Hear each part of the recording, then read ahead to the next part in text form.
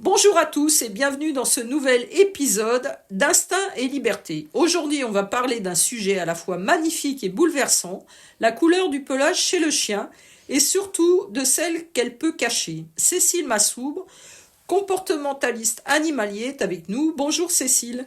Bonjour Hélène, bonjour à tous.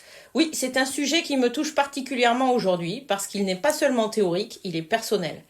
J'ai récemment adopté un petit border collie bleu merle, un chiot de 2 mois et demi, quasiment aveugle et double merle. C'est très touchant Cécile. D'abord, pour ceux qui ne connaissent pas bien ces termes, est-ce que tu peux nous expliquer ce que ça veut dire bleu merle et surtout double merle? Oui, bien sûr. Le merle est un gène de dilution de la couleur du poil. Chez certaines races comme le border collie, le berger australien ou le berger Shetland, il donne ce pelage magnifique, tacheté, marbré, avec des reflets argentés, bleus ou roux.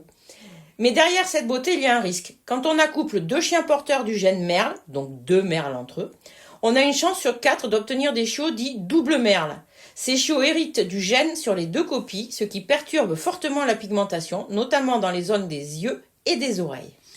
Et ce n'est pas qu'un problème esthétique, c'est bien ça? Exactement, ce double gène provoque souvent des anomalies graves, notamment la cécité partielle ou totale, la surdité, parfois des malformations oculaires, c'est le cas de mon chien, ses yeux sont trop petits, ou neurologiques. Ces chiots naissent donc avec un handicap lourd, souvent invisible à la naissance pour des éleveurs peu vigilants, ou pire, volontairement ignorés par ceux qui cherchent à produire des chiots rares pour la couleur. C'est terrible et malheureusement c'est une réalité qui dépasse la seule race de border collie, non?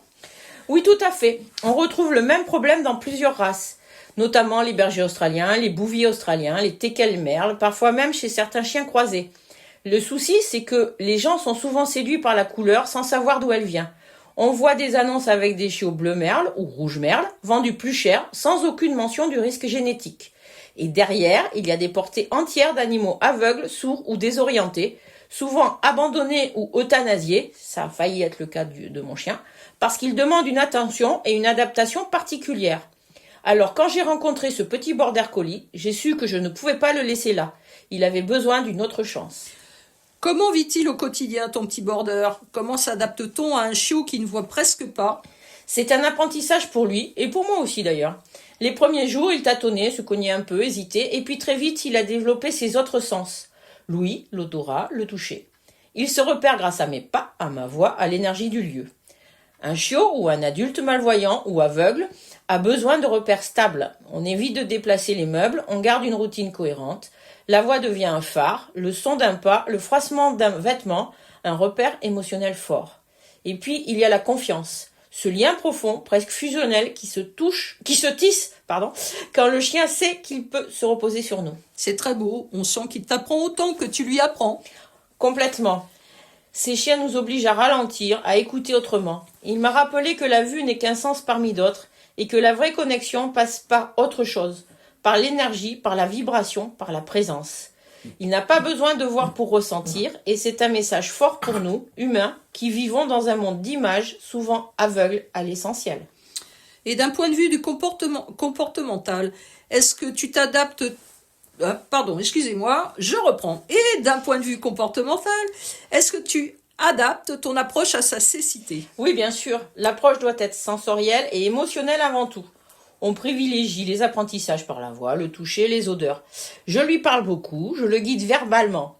Un doucement, un attention, un viens prennent un sens presque corporel pour lui. Je renforce positivement chaque exploration. Dès qu'il ose, qu'il s'aventure, je l'encourage. Et surtout, je veille à ce qu'il ne développe pas de peur du monde. Un chien handicapé n'est pas un chien fragile, mais il faut lui donner les clés pour s'y sentir en sécurité. C'est une très belle leçon d'adaptation et j'imagine que ça demande aussi de la vigilance vis-à-vis des stimuli imprévus. Oui, les bruits soudains peuvent être très anxiogènes. Comme il ne peut pas relier le son à une image, le monde peut sembler un peu chaotique. Donc on travaille beaucoup la sécurisation émotionnelle par le contact, la voix douce, la respiration lente. Et puis, il y a le jeu. Le jeu adapté, sonore ou olfactif, qui devient un vrai lien de confiance. Tu parles avec beaucoup de douceur de ce petit chien et on sent que son arrivée t'a profondément marqué. Qu'est-ce qu'il t'enseigne au fond? Il m'enseigne la foi, la résilience et l'écoute subtile. Il me montre qu'au-delà des sens, il y a la présence. Il vit l'instant, sans se plaindre, sans chercher à voir ce qu'il ne peut pas voir. Il ressent, il s'adapte, il aime. Et c'est une magnifique métaphore pour nous, humains. Parfois, on est tellement attaché à ce qu'on croit voir qu'on en oublie de ressentir. Ce chiot m'invite à revenir à l'instinct, à la confiance, à la vibration du lien vivant. Avant de conclure, j'aimerais qu'on parle de prévention. Que peut-on faire pour éviter que d'autres chiots naissent dans ces conditions ? La première chose, c'est l'éducation des adoptants et des éleveurs. Il faut absolument refuser les accouplements entre deux merles.